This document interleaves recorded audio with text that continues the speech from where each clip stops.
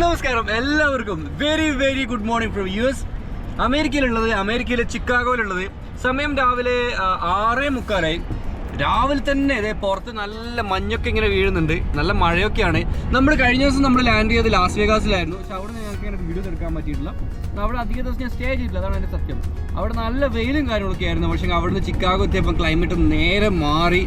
America എന്ന് പറയുന്നത് അങ്ങനെ കേട്ടോ, വലിയൊരു രാജ്യമാണ്, വലിയ യൂറോപ്പിനേക്കാളും വലിയ രാജ്യമാണ്. ഓരോ മൂലയിലും ഓരോ ക്ലൈമറ്റ് കേട്ടോ. അപ്പം നമ്മുടെ കൂടെ ആസ് യൂഷ്വൽ ചിക്കാഗോയിൽ എത്തിക്കഴിഞ്ഞാൽ പിന്നെ നമ്മൾ കാണുന്ന രണ്ടുപേരും, ഒന്ന് ബിനോയ് ബ്രോയും അതുപോലെ നമ്മുടെ ജോയലുമാണ്. ജോയല് കുറച്ച് ഗ്ലാമറൊക്കെ വെച്ചിട്ടുണ്ട്. എന്താണ് ജോയലിന്റെ ഗ്ലാമറിന്റെ രഹസ്യം എന്താണ്? ക്രീമൊന്നും ഉപയോഗിക്കില്ല. ഈ മുടിയൊന്നും കാണിച്ചെടുത്തേ, കഴിഞ്ഞ പ്രാവശ്യം മുടി ഇങ്ങനെ ആയിരുന്നില്ലല്ലോ. ജോയലിന്റെ ഗ്ലാമർ നേരെ എടുത്തിട്ട് കാണിച്ചിട്ടോ. അതുപോലെ നമുക്ക് വേറൊരു സ്പെഷ്യൽ അതിഥി ഉണ്ട്. മൂപ്പരയുടെ പിന്നെ എങ്ങനെ ഫൈന് വരാതെ വണ്ടി ഓടിക്കാം എന്ന ഒരു കഷ്ടപ്പാടിലുള്ളത്. കഷ്ടപ്പാടാണോ? കാനഡയിൽ ഓടിക്കുമ്പോൾ കുഴപ്പമില്ലല്ലോ, പേടിയില്ല. US വേറെ കൺട്രി ആയതുകൊണ്ടും പിന്നെ ഒക്കെ ആയതുകൊണ്ട് ചെറിയൊരു പേടി അല്ലേ? ഫെബിൻ ബ്രോ ആണ്. ഫെബിൻ ബ്രോനെ കാനഡയിൽ ഞാൻ വീഡിയോ ഇട്ടിരുന്ന എൻ്റെ ഒരു ഓർമ്മ. നമ്മൾ മീറ്റ് ചെയ്യാനൊക്കെ പോയിരുന്നു. അപ്പം ഫെബിൻ ബ്രോ ആക്ച്വലി കാനഡ ടൊറൻഡോയിലാണ്. ടൊറൻഡോയിൽ നിന്ന് ഇപ്പം ചിക്കാഗോയിൽ വന്നതാണ് എന്നെ മീറ്റ് ചെയ്യാൻ വേണ്ടിയിട്ട്. കഴിഞ്ഞ പ്രാവശ്യം നമ്മുടെ ജെയ്സൺ ബ്രോ വന്ന പോലെ തന്നെ ജെയ്സൺ ബ്രോ വന്നത് വലിയ ലോറി എടുത്തിട്ടാണെങ്കിൽ ഫെബിൻ ബ്രോ വന്നത് ട്രക്ക് എടുത്തിട്ടാണ്. ആ ഒരു വ്യത്യാസമില്ല കേട്ടോ. അപ്പോൾ നമ്മൾ ജസ്റ്റ് ഒന്ന് ഡ്രൈവിന് ഇറങ്ങിയതാണ്. നമ്മളിപ്പോൾ ഇവിടുന്ന് പോകുന്നത് ഇവിടുന്ന് ഒഹായോ ഡേറ്റൺ എന്ന് പറഞ്ഞ സ്ഥലത്തേക്കാണ്. ഡേറ്റണിലേക്ക് ഇവിടുന്ന് പോയിട്ട് ഒരു 7 മണിക്കൂർ ഡ്രൈവ് ഉണ്ട്. 7 മണിക്കൂർ ഡേറ്റൺ പോകാം. അവിടെ കുറച്ച് പരിപാടികളുണ്ട്, അതൊക്കെ ഒന്ന് ഫിനിഷ് ചെയ്യാൻ തിരിച്ചു കേട്ടോ. അപ്പോൾ എല്ലാവരും സ്റ്റേ ട്യൂൺ. അമേരിക്കയിലെ കാഴ്ചയിലാണ് കാണാൻ പോകുന്നത്. Full power.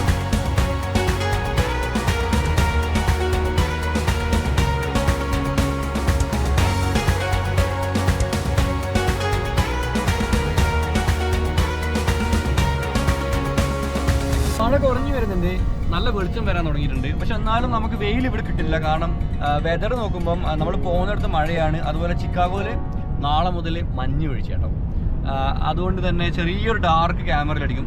പിന്നെ ഞാൻ ആക്ച്വലി കുറേ ദിവസം പക്ഷേ ഇന്നലെയാണ് നല്ല ഫുഡ് കഴിച്ചത്. കാരണം വേഗസിലൊന്നും നല്ല ഇന്ത്യൻ റെസ്റ്റോറൻറ്റൊന്നും കുറവാണ്, എനിക്കത് കിട്ടിയിട്ടില്ല. ഇവിടെ ഒരുപാട് ഇന്ത്യക്കാരും മലയാളികളുള്ളതുകൊണ്ട് നല്ല അടിപൊളി ഫുഡ് കിട്ടി. നല്ല അടിപൊളി പൊറോട്ടയും നല്ല എരിവുള്ള, നല്ല കിടിലൻ എരിവുള്ള ഒരു ചിക്കൻ കറിയും പിന്നെ ഒരു ചിക്കൻ 65 ഇന്നലെ കഴിച്ചത് രാത്രി. അപ്പം ഒരാൾ കറി കണ്ടപ്പോൾ എണീറ്റ് ഓടി. എന്താണ് പറയുന്നത്? എന്തുകൊണ്ട് ഞങ്ങൾക്ക് എരിവ് പറ്റാതെന്നുകൊണ്ടാ? എരിവ് കഴിക്കലില്ല, കാരണം കുറെ വർഷങ്ങളായില്ലേ എരിവിനോട് അങ്ങനെ ഒരു ഇത് കുറവാണ്. നാട് വിട്ടതിന് ശേഷം കഴിക്കാനായിട്ട് ബുദ്ധിമുട്ടുണ്ട്. അപ്പോൾ അതുകൊണ്ട് പെട്ടെന്ന് എരിവ് കഴിക്കുമ്പോൾ നമുക്ക് ബുദ്ധിമുട്ടുണ്ട്. കാനഡയിൽ ശരിക്കും ഹോംലി ഫുഡ് അല്ലേ? വീട്ടിൽ നിന്ന് ഉണ്ടാക്കിയ ഫുഡ് ആണെന്ന് പറഞ്ഞാൽ നമ്മൾ എരിവ് കുറച്ച പിള്ളേരൊക്കെ ഉള്ളതുകൊണ്ടൊക്കെ എരിവ് കുറച്ചാണ് ഉണ്ടാക്കുന്നത്. എരിവ് ഇമ്പാക്റ്റ് ആണെന്ന് തോന്നുന്നു. ഭയങ്കര എരിവായിരുന്നു, സഹിക്കാൻ പറ്റാത്ത. ഓക്കെ, ഇനി ആ എരിവ് നല്ലോണം കഴിച്ചിരുന്നു എന്ത് സംഭവിക്കുമായിരുന്നു? അത് ഞങ്ങൾ പബ്ലിക്കായിട്ട് പറയണം. ഈ ഡ്രൈവിംഗ് സീറ്റിൽ ഇതിന് വേറെ ഡ്രൈവ് ചെയ്യേണ്ടി വരും. ജോയിൽ എരിവ് കഴിക്കും. ജോയിന് നല്ല തനി നാടൻ മലയാളി കേട്ടോ, ഫുൾ സ്പൈസി, പ്രശ്നങ്ങളൊന്നുമില്ല. ഓ അടിപൊളി. കാരണം വെച്ചാൽ ഇവനിപ്പോഴും ഇവനിപ്പോഴും നാടൻ മലയാളി ഇന്ത്യക്കാരനാണ്. അതാണ് അമേരിക്കയിൽ ജീവിക്കുന്ന ഒരു മലയാളി. അതാട്ടോ പുറത്തേക്ക് ഇറങ്ങി നോക്കി ആണ്. അയ്യോ, നമ്മൾ കൊണ്ടുപോകുന്ന വണ്ടി ഇതാണ്. ഇത് ഒരു ട്രക്കാണ്, ഡോഡ്ജിൻ്റെ ട്രക്കാണ്. ബ്രോ ആ തൊപ്പി വന്നു ബ്രോ, തൊപ്പിയിട്ടില്ലെങ്കിൽ പണിയാണ്, തലയിൽ മൊത്തം. ഇത് ഞങ്ങൾ റെൻ്റ് എടുത്തിട്ട് ഇന്നലെ ഞങ്ങൾ എയർപോർട്ടിൽ നിന്ന് റെൻ്റ് എടുത്ത വണ്ടിയാണ്.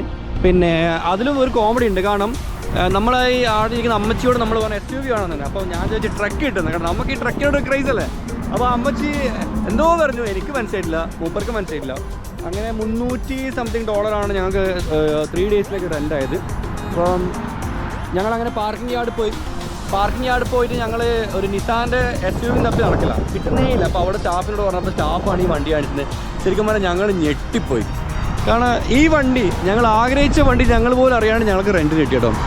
ഇത് V8 എഞ്ചിനാണ്, പവർ സാധനമാണ്. നമ്മളെപ്പോഴും ലോങ് പോകുമ്പോഴാണ് നമ്മൾ കുറച്ചും കൂടി നല്ല വലിയ വണ്ടികളെടുത്ത് പോകുന്നതാണ് നല്ലത്. കാരണം അതാണ് നമുക്ക് കുറച്ചും കൂടി സേഫ്. കാരണം ഇവിടെ നല്ല റോഡൊക്കെ നല്ല സ്പീഡാണ് വണ്ടികൾ. അതുപോലെ നല്ല നനവുണ്ട്, മഞ്ഞൊക്കെ വീഴുന്നുണ്ട്. അപ്പം ഗ്രിപ്പ് ഇഷ്യൂവൊക്കെ വന്നു കഴിഞ്ഞാൽ ചെറിയ വണ്ടികളെടുത്ത് പോയി എന്തെങ്കിലും തട്ടോ മുട്ടോ ചെയ്ത് കഴിഞ്ഞാൽ പിന്നെ നമ്മൾ ബാക്കി ഉണ്ടാവില്ല. അതുകൊണ്ട് എപ്പോഴും നമ്മൾ ഏത് രാജ്യത്ത് പോയിട്ട് നമ്മൾ ഒരിക്കലും പൈസയുടെ ലാഭം നോക്കരുത്. നിങ്ങൾ ചിലപ്പം ഒരു സാധാരണ വണ്ടി എടുക്കുന്നതിനേക്കാൾ 5000 10,000 കൂടുതൽ ചിലവായേക്കാം. പക്ഷെ ആ ചിലവ് നിങ്ങൾ നോക്കരുത് കേട്ടോ. നിങ്ങൾ എപ്പോഴും സേഫ് ആയിട്ടുള്ള വണ്ടികൾ എന്ന് വെച്ചാൽ ബിൽഡ് ക്വാളിറ്റിയും കാര്യങ്ങളും നോക്കുമ്പോൾ സേഫ് ആയിട്ടുള്ള വണ്ടികൾ മാത്രമേ നമ്മൾ എടുക്കാൻ പാടുള്ളൂ. അപ്പോൾ ഇവിടെ വാഷ്റൂമിൽ പോയിട്ടില്ല. ഇന്ത്യാന എന്ന് പറഞ്ഞ സ്ഥലമായിട്ടുള്ളത്. Indiana welcomes U. നമ്മൾ ജോയിൽ വാഷ്റൂം പോയിട്ടുണ്ട്. നമ്മൾ ട്രക്കിൽ വന്നപ്പോൾ ഇതുപോലെ സ്ഥലങ്ങൾ കാണിച്ചിരുന്നു. ട്രക്കിനൊക്കെ ഇവിടെ നിർത്തി. നാട്ടിലെ ചൂടിനിടയിൽ ഈ തണുത്ത കാറ്റടിച്ച് ഫീല് കാണുമ്പോൾ എനിക്ക് എന്ത് തോന്നുന്നു, ഈ ചൂടില്ലേ ഒരു രസാട്ടോ. അങ്ങനെ പുറത്ത് നല്ല തണുപ്പും അത് കഴിഞ്ഞ് ഉള്ളിലേക്ക് വരുമ്പോൾ ഈ ചൂടേ ഒരു രസം തന്നെയാണ്. ഡ്രൈവർ അങ്ങനെ ജോയലിലേക്ക് വന്നിരിക്കുകയാണ്. ജോയൽ അതൊക്കെ പോകണം പ്ലീസ്, മെല്ലെ പോവാവോ? ഓക്കെ. അല്ല, നീ നാട്ടിൽ നിന്റെ വീട് എവിടെയാനും ഏത് ജില്ലയിലും? അതുകൊണ്ടാണ് ഞാൻ പ്രത്യേകിച്ച് പറഞ്ഞത്. കാരണം കേരളത്തിലെ ഈ ഫാസ്റ്റ് ആൻഡ് ഫ്യൂരിയസ് കളിക്കുന്ന ഏറ്റവും കൂടുതൽ ആൾക്കാരുള്ളത് കൊല്ലം, ട്രിവാൻഡ്രം ഈ ഏരിയയിലാണ്. ഏറ്റവും കൂടുതൽ മോഡിഫിക്കേഷൻ നടക്കുന്നതും കൊല്ലം, ട്രിവാൻഡ്രം ഏരിയയിലാണ്. ചുരുക്കി പറഞ്ഞാൽ കേരളത്തിൽ ഏറ്റവും കൂടുതൽ വണ്ടിപ്രാന്തന്മാരുള്ളത് എനിക്ക് തോന്നുന്നു ഈ ഒരു ഏരിയയിലാണ്. മോഡിഫിക്കേഷൻ പരമായ കാര്യങ്ങൾക്ക് ഏറ്റവും നടക്കുന്നത് കൊല്ലം, ട്രിവാൻഡ്രം ഏരിയയിലാണ്. പക്ഷെങ്കിൽ കേരളത്തിൽ ഏറ്റവും കൂടുതൽ മാന്യന്മാരായ വണ്ടിപ്രാന്തന്മാരുള്ളത് ഏത് ജില്ലയാണ്? ഏതായിരിക്കും? കേരളത്തിലൊരു ജില്ലയുണ്ട്. ആ ജില്ലയിലുള്ള വാഹനപ്രേമികൾ കേരളത്തിലെ ഒരു ജില്ലക്കാർക്കും കമ്പയർ ചെയ്യാൻ പറ്റാത്ത ലെവൽ പുള്ളികളാണ്. ഒരു ജില്ലക്കാർക്കും ഇതുവരെയായിട്ട് ഇത്രയും കൊല്ലത്തിനിടയിൽ കേരളത്തിലെ മറ്റൊരു ജില്ലക്കാർക്കും ആ ജില്ലയിലെ വാഹനപ്രേമികളെ അവർ ആ ഒരു ലെവലിൽ എത്താൻ പറ്റില്ല. ആരാണെങ്കിൽ തൃശ്ശൂർ ശരിയല്ല. തൃശ്ശൂർ എന്ന് പറഞ്ഞ ജില്ലയാണ് ഞാൻ കണ്ടത് ഏറ്റവും അടിപൊളി വാഹനപ്രേമികൾ. കാരണം ഇപ്പോൾ ദുബൈയിലാണെങ്കിലും എവിടെയാണെങ്കിലും നമ്മൾ ഡെസേർട്ടിലൊക്കെ പോകുമ്പോഴും ആ വണ്ടികൾ ഓടിക്കുന്നവരുടെ തൃശ്ശൂരായിരിക്കും. ഡെസേർട്ട് ആണെങ്കിലും മോട്ടോക്രോസ് ആണെങ്കിലും റേസിംഗ് ആണെങ്കിലും എന്താണെങ്കിലും അതിൽ കേരളത്തിലെ ഒരു ജില്ലയിലും ഇല്ലാത്ത ഒരു സംഭവം തൃശ്ശൂർ ജില്ലക്കാർക്കുണ്ടോ. അതെൻ്റെ അനുഭവം കൊണ്ട് പറയും. ഇപ്പം ചെയ്യാൻ ഒരുപാട് പേരുണ്ട്. ഇപ്പം നമ്മളിപ്പോൾ MRF-ലാണെങ്കിൽ എവിടെയാണെങ്കിലും പോയി കഴിഞ്ഞാൽ തൃശ്ശൂരിൽ ഒരുപാട് ആൾക്കാർ നമുക്ക് റേസിംഗ് ഫീൽഡിൽ കാണാൻ പറ്റും. അപ്പോൾ അത് ഏതായാലും വേറെ ഒരു ജില്ലക്കാർക്കും ആ ഒരു സംഭവം ഇതുവരെയായിട്ട് എന്താ പറയുക ഇല്ല, അവർക്ക് അവകാശപ്പെടാനില്ല. ഇനിയിപ്പോൾ എൻ്റെ മോനൊക്കെ വലുതായിട്ട് ഭാവിയിൽ എനിക്ക് പറയാം, കണ്ണൂരിൽ നിന്നൊക്കെ എൻ്റെ മോന് വലുതായി വരുന്നുണ്ട്. അപ്പോൾ ഭാവിയിലേക്ക് ഇൻഷാ അല്ലാഹ് നമുക്ക് എക്സ്പെക്ട് ചെയ്യാം.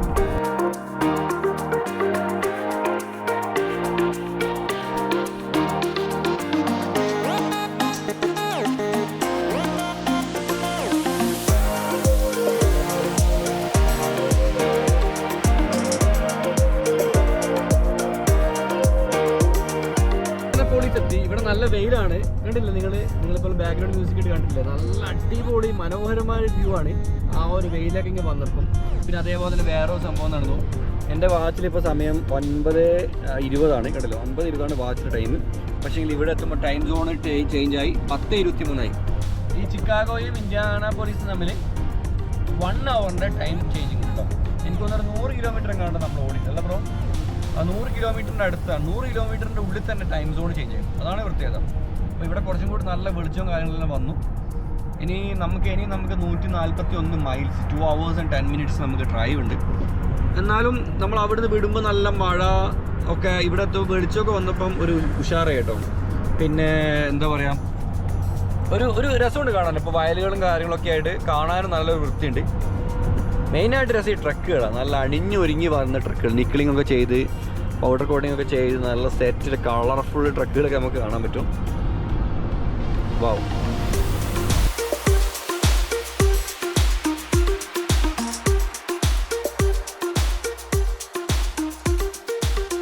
ഇങ്ങനെ കാല് കയറ്റി വെച്ചിട്ട് പോകാൻ പാടില്ല കേട്ടോ.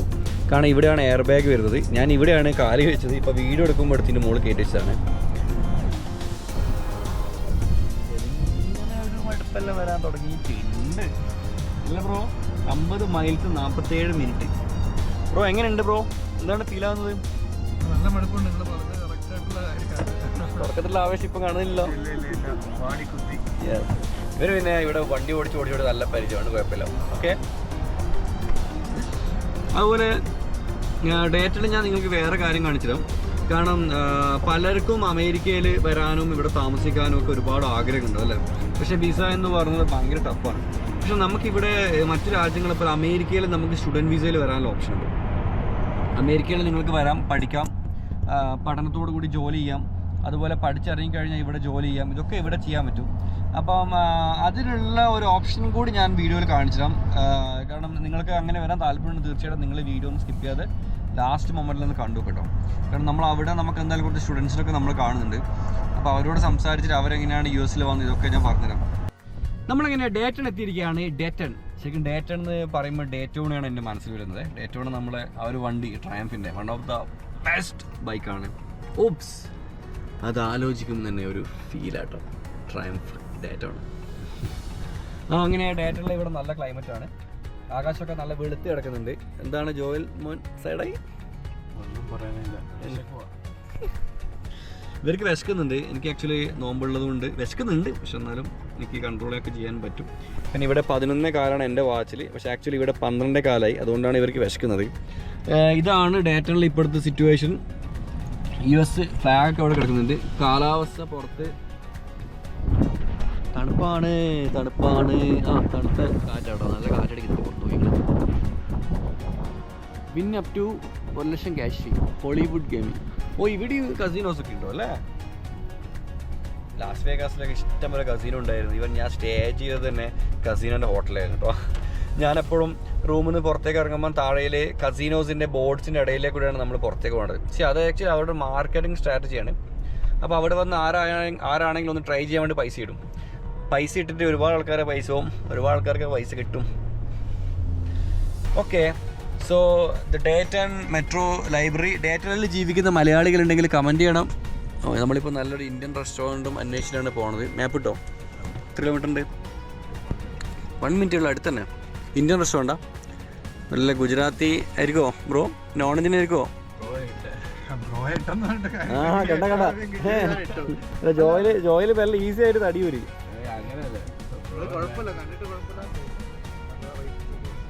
ബ്രോ അത് പോട്ടെ, ഈ കാനഡയിൽ ഇപ്പം നമ്മളന്ന് സംസാരിച്ചില്ലേ എമിഗ്രേഷൻ എഡ്യൂക്കേഷൻ ഒക്കെ, എന്താണ് അവസ്ഥ ഇപ്പം? കാനഡ ഓൾമോസ്റ്റ് ഒരു റെസ്ട്രിക്ഷൻ കൊണ്ടുവന്നിട്ടുണ്ടല്ലോ സ്റ്റുഡൻസിന് വരാനായിട്ടും. നമ്പർ ഓഫ് ടെമ്പററി റെസിഡൻസിനെ അവർ കുറച്ചുകൊണ്ടിരിക്കുകയാണ്. 2 വർഷത്തേക്ക് ബാൻ ഉണ്ടാവും. ബാൻ എന്നല്ല പറയുക, അതിനകത്തൊരു റെഡ്യൂസ്ഡ് നമ്പർ ഓഫ് ആപ്ലിക്കേഷൻ. അതാണ് നമ്മൾ ആപ്ലിക്കേഷൻ കൊടുക്കുമ്പോൾ റിജക്ഷൻ വരുമോ? റിജക്ഷനുള്ള സാധ്യത കൂടുതലായിരിക്കും കഴിഞ്ഞ വർഷങ്ങളെ വെച്ച് നോക്കുമ്പോൾ. ഈ വർഷം അല്ലെങ്കിൽ മുന്നോട്ട് പോകുന്ന വർഷങ്ങളിൽ ഏത് കോഴ്സാണെങ്കിലും പ്രതി മച്ച് സ്റ്റുഡൻസിൻ്റെ നമ്പറിലാണല്ലോ അവർ ലിമിറ്റേഷൻ വെച്ചിരിക്കുന്നത്. അപ്പം കോഴ്സ് എന്നുള്ളതായിരിക്കും. മാസ്റ്റേഴ്സ് അല്ലെങ്കിൽ PhD അങ്ങനെയുള്ള കോഴ്സുകൾ പഠിക്കുന്നവർക്ക് കുഴപ്പമില്ല, അത് കറക്റ്റായിട്ട് അവർക്ക് കയറി പോകാൻ പറ്റും, അതിന് റെസ്ട്രിക്ഷൻ ഇല്ല. പക്ഷേ ബാക്കിയുള്ള പോസ്റ്റ് ഗ്രാജുവേഷൻ പ്രോഗ്രാംസും ഒക്കെ പഠിക്കുന്നവർക്ക് ഒരു റെസ്ട്രിക്ഷൻ വെച്ചിട്ടുണ്ട്. എന്തായിരിക്കും റീസൺ ഇങ്ങനെ സംഭവിക്കാൻ വേണ്ടി? ആൾക്കാരുടെ എണ്ണം കൂടി, അതിനുള്ള സൗകര്യങ്ങൾ കൊടുക്കാൻ പറ്റുന്നില്ല. ഹൗസിംഗ് ക്രൈസിസ് ഉണ്ട് നല്ല രീതിയിൽ. അപ്പോൾ അത് തന്നെയാണെന്നാണ് അവർ പറയാതെ പറയുന്നതാണ്.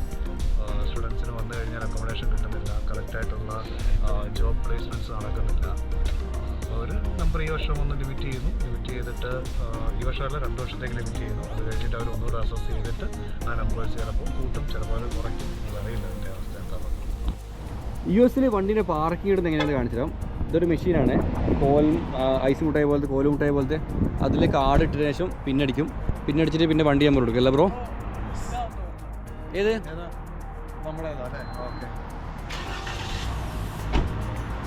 അത് സ്കാനാവോ? അപ്പം അത് സ്കാനാവും അല്ല, അത് സ്കാനാവോ? വണ്ടിയുടെ നമ്പർ സ്കാനാവോ?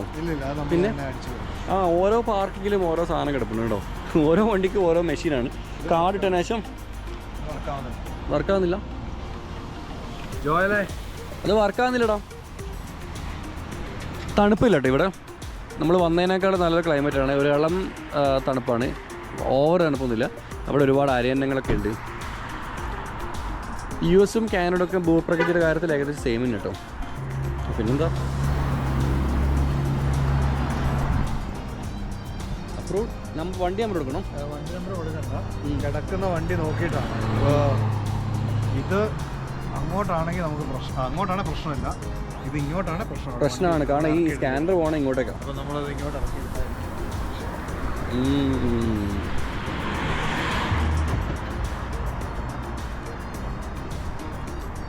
വണ്ടി. അപ്പോൾ ഇതിൽ വണ്ടി നമ്പർ അവിടെ കിടക്കുന്ന വണ്ടി നമ്മൾ പേ കൊടുത്തേക്കാം.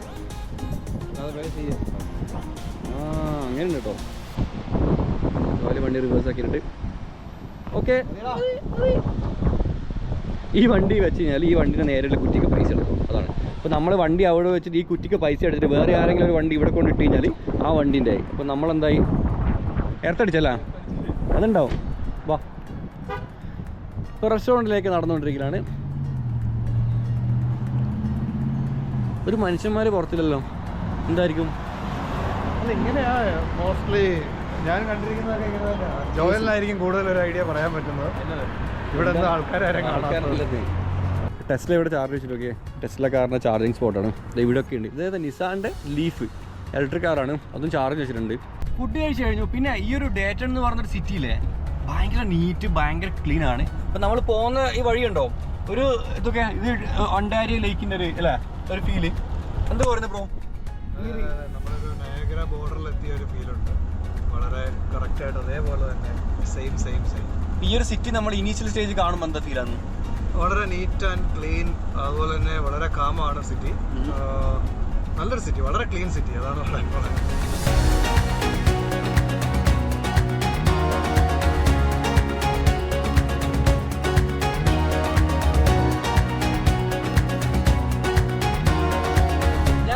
ഡേറ്റയിൽ നിന്ന് തിരിച്ചു പോവുകയാണ്. അവിടെ പോയ എന്തിനാന്നുള്ളത് നിങ്ങളുടെ നെക്സ്റ്റ് വ്ളോഗിൽ കാണാം. ഞാൻ വളരെ ഡീറ്റെയിൽ ആയിട്ട് കൊടുത്തിട്ടുണ്ട്. കാരണം നിങ്ങൾക്ക് ഇനീഷ്യൽ സ്റ്റേജിൽ തുടക്കത്തിൽ 5 പൈസ ചിലവില്ലാതെ നിങ്ങൾക്ക് അമേരിക്കയിലേക്ക് ഒരു സ്റ്റുഡൻ്റ് ആയിട്ട് വരാനുള്ള ഓപ്ഷൻ ഉണ്ട്. ആ ഓപ്ഷനാണ് ഞാൻ അടുത്ത വീഡിയോ കാണിക്കാൻ പോകുന്നത്. നാളെയാണ് അപ്ലോഡ് ചെയ്യാം, നാളെ മറ്റന്നാൾ അപ്ലോഡ് ചെയ്യും. നിങ്ങളത് കാണണം, മറന്നു വരുത്. അപ്പം നമ്മൾ തിരിച്ചു പോവാണ്. ക്ലൈമറ്റൊക്കെ മാറി, നല്ല വെയിലാണ്. വാവ്, സൂപ്പർ. അതുപോലെ പോകുന്നതൊക്കെ നമുക്കൊരു ഫോളോവർ കാണാനുണ്ട്. നോക്കി, നിങ്ങൾ എന്താ മുന്നിൽ നോക്കിയാൽ പുറത്ത് ആലിപ്പഴം നോക്കിയേ, താഴെ മൊത്തം ആലിപ്പഴം പോകുന്നത്. ഇത് കുറച്ച് പവറുള്ള സാധനമാണെങ്കിൽ എന്തായാലും ഒരു പിന്നെ ചേച്ചി അവിടെ നിന്ന് ഇറങ്ങിയിട്ട് വണ്ടിയിലേക്ക് പോകുന്നുണ്ട്. നിലത്ത് നോക്കിങ്ങൾ, ഞാൻ ഇപ്പോൾ ഡോറ് വന്നിട്ട് കാണിച്ചു തരാം. ആലിപ്പഴം പേരുക്കാം.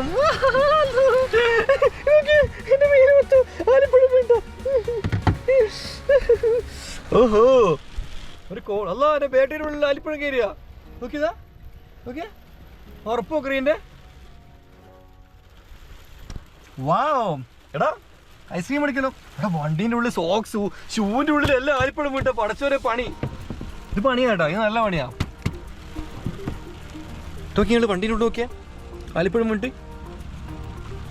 ഞാൻ എൻ്റെ ലൈഫിൽ ആദ്യമായിട്ടാണ് നാട്ടിൽ നിന്നൊക്കെ ആലിപ്പഴം വീണുണ്ടെങ്കിലും ഇത്ര അധികം ആലിപ്പഴം വീണത് ആദ്യമായിട്ട് കേട്ടോ.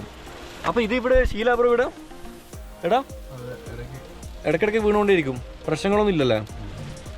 അപ്പോൾ നമുക്ക് 2 അതിഥികൾ എത്തിയിട്ടുണ്ട് മഹത്തായ നിമിഷത്തിൽ. പേര് പറയണം. നെവൻ, കൗശി, ആശിഷ്. ഓക്കെ, ഇവർ രണ്ടുപേരും കുവൈറ്റി ബോയ്സ് ആണ്. അബ്ബാസിയ ബോയ്, സാൽമിയ ബോയ് അല്ല. അതെ, ഞാൻ വേൾഡിൽ കണ്ടതിൽ വെച്ചിട്ട് ഏറ്റവും വലിയ മലയാളി കോളനി ഉള്ളത് കുവൈറ്റിലാണ്. കുവൈറ്റിൽ അബ്ബാസിയിലുണ്ട്. ഞാൻ കുവൈറ്റിൽ പോയ വീഡിയോയിൽ പറഞ്ഞിരുന്നു.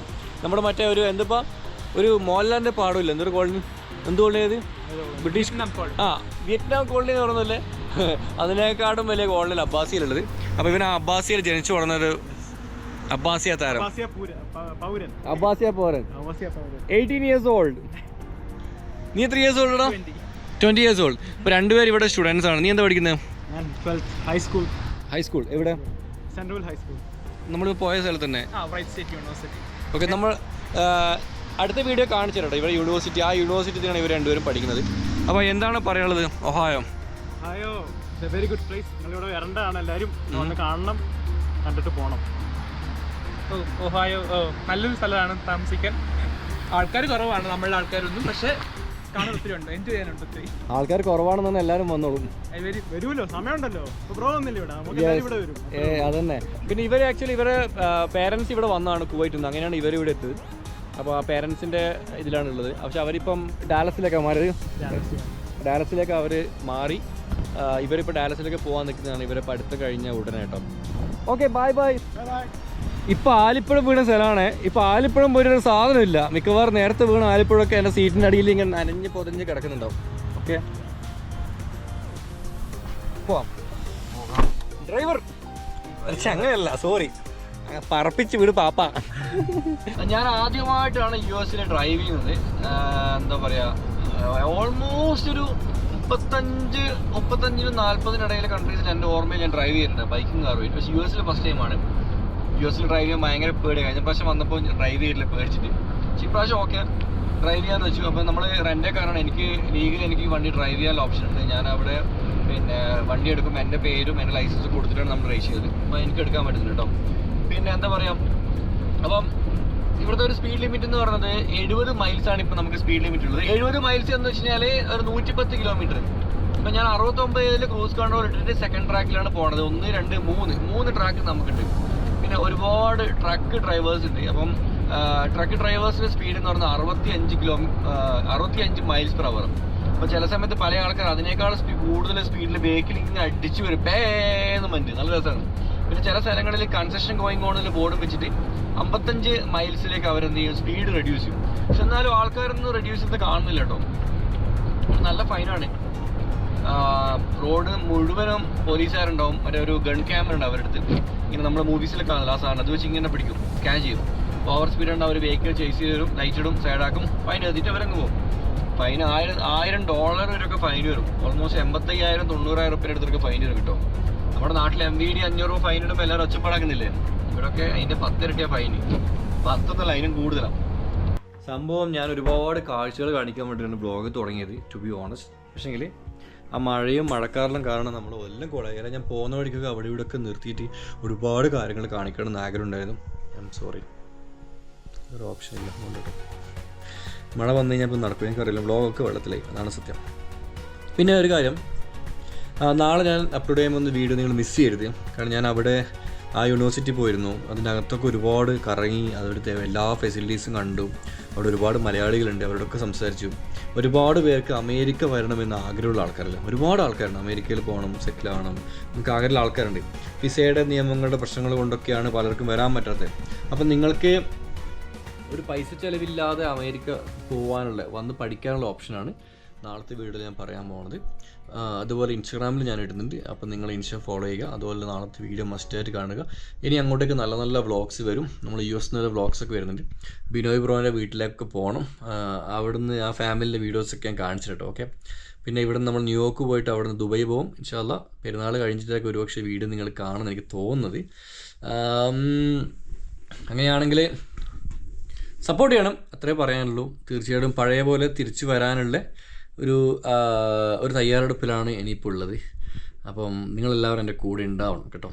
ഇൻഷാ അല്ലാ കൂടെ ഉണ്ടാവും എന്നാണ് എൻ്റെ ഒരു പ്രതീക്ഷ. നിങ്ങളുടെ അഭിപ്രായങ്ങൾ കമൻറ്റ് ചെയ്യുക, ഇഷ്ടപ്പെട്ട ലൈക്ക് ചെയ്യുക, സബ്സ്ക്രൈബ് ചെയ്യുക. അടിപൊളി വീഡിയോസ് വരാണ്ട് അടുത്ത എപ്പിസോഡ് കാണാം.